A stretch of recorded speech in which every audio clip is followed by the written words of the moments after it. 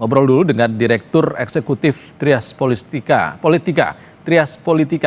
Agung Baskoro sudah bersama kami di Breaking News Kompas TV. Mas Agung, Ya, selamat siang Mas Mas Isan Agung, semuanya. baik. Ya, Ini ada 6 tokoh yang akan diprediksi akan jadi eh, materi dari pelantikan hari ini oleh Presiden Prabowo Subianto. Anda membacanya seperti apa? iya, saya kira memang reshuffle selalu saja diawali dengan tiga alasan atau tiga motif Mas Isan. Pertama, alasan-alasan soal politis, ada perimbangan soal kekuasaan baik dalam konteks koalisi di pemerintahan maupun dalam konteks bagaimana menteri itu loyal terhadap presiden maupun konsisten dengan program-program yang diusung oleh presiden. Yang kedua, soal-soal ya suka atau tidak teknokratis ini terkait kinerja.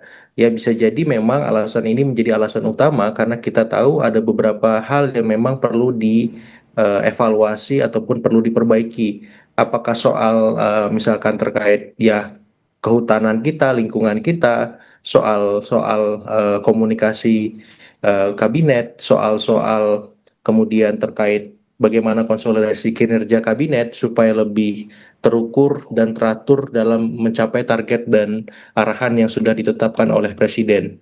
Nah, yang ketiga alasan-alasan yuridis gitu. Alasan ini memang seringkali mengemuka ketika memang ada masalah hukum ataupun masalah yang kemungkinan akan menjadi beban bagi seorang menteri ataupun bagi seorang pembantu presiden sehingga presiden mengambil langkah maju untuk ya memastikan menteri ini diganti karena kita tahu postur kabinet Presiden Prabowo hari ini memang sangat besar sehingga untuk meminimalkan beragam macam ya kemungkinan buruk itu harus dimitigasi sebaik mungkin sehingga tidak memberikan beban yang berlebihan kepada presiden maupun kabinet itu sendiri. Kemudian untuk konteks hari ini alasannya bisa jadi bukan hanya satu politis saja atau alasan teknokratis saja Mas Isan, tapi tiga alasan itu saling berkelindan sehingga secara subjektif akhirnya presiden menggunakan hak prerogatifnya. Mungkin sebagai pengantar begitu Mas Isan. Mhm. Ini tapi ada nama-nama lama juga, ada Ya, Abdul Karding, ada Hasan Nasbi di sini juga, tapi nanti ya. dibahasnya usai jeda, Mas Agung Baskoro. Tetaplah bersama kami di Breaking News Kompas TV. Kita bergeser ke Mas Agung Baskoro, Direktur Eksekutif Trias Politika. Mas Agung, tadi pertanyaannya adalah orang-orang lama masih muncul kembali seperti Abdul Karding, ada Hasan Nasbi yang kembali masuk ke istana walaupun memang tidak benar-benar pergi tadi. Anda membacanya seperti apa dinamika di sana? Iya, saya kira memang praktis hanya nama Jumhur Hidayat yang baru ditetapkan sebagai anggota kabinet seandainya memang nanti dilantik sebagai Menteri Lingkungan Hidup, Mas Ihsan. Yang jelas dua nama yang tadi sempat mengemuka, bahkan tiga, Kodari, Hasan Nasbi, kemudian Pak Hanif Faisal Nurofik, ya, Pak Dudung dan Abdul Kadir Karding itu memang nama-nama baru nama-nama lama yang masuk dalam posisi yang baru ya, ada reposisi di situ. Mhm. Ya, kalau misalkan jadi berubah ya dari misalkan Pak Kodari dari misalkan KSP misalkan arahannya yang beredar di media hari ini soal dia menjadi kepala Bakom misalkan ataupun Pak Dudung menjadi KSP ya menggantikan Pak Kodari semacam itu. Abdul Kadir Kardin kepala karantina ya, kemudian juga Pak Hasan Nasbi utusan komunikasi untuk presiden semacam itu. Jadi hal-hal semacam itu kan menurut saya cuman sebatas reposisi saja karena mereka semua sebelumnya juga ada posisi ya. Walaupun misalkan Hasan Nasbi komisaris, tapi yang jelas kan masih di dalam pemerintahan. Mhm. Pak Dudung juga utusan presiden ya. Jadi semua nama-nama di luar Pak Jumhur itu adalah orang-orang di dalam pemerintahan, tapi memang posisinya memang bukan posisi yang cukup strategis dalam artian menentukan ya arah kemana kabinet maupun wajah presiden di mata publik seperti itu, Mas. Ya, kalau ada tadi dikatakan sempat ada potensi posisi baru dan juga perubahan terkait dengan sebelumnya bahkan eh, PCO berubah menjadi Badan Komunikasi. Ini Anda membacanya Ya. stabilitas di istana ini seperti apa?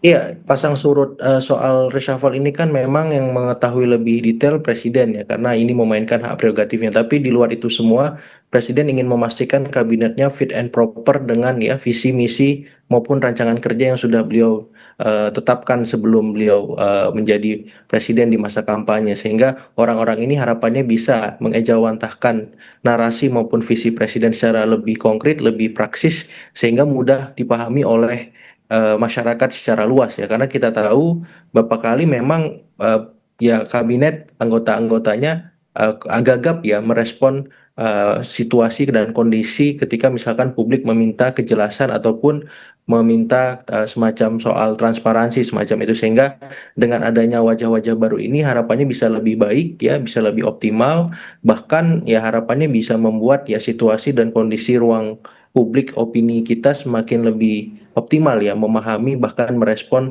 aspirasi maupun ya tuntutan yang disampaikan oleh publik secara luas seperti itu. Oke, Mas Agung, sepanjang Ya, 2025 saja sudah 4 kali reshuffle kabinet terjadi. Anda betul. memandangnya seperti apa ke depan? Apakah ada kemungkinan reshuffle ini memang bakal sering seperti itu? Iya, konsekuensi logis dari postur kabinet yang besar ataupun gemuk memang akhirnya membuat presiden kurang optimal ya Mas, menjalankan kinerja, karena kita tahu para menteri ini kan mesti butuh waktu menyesuaikan ritme yang dijalankan dan diperintahkan oleh presiden.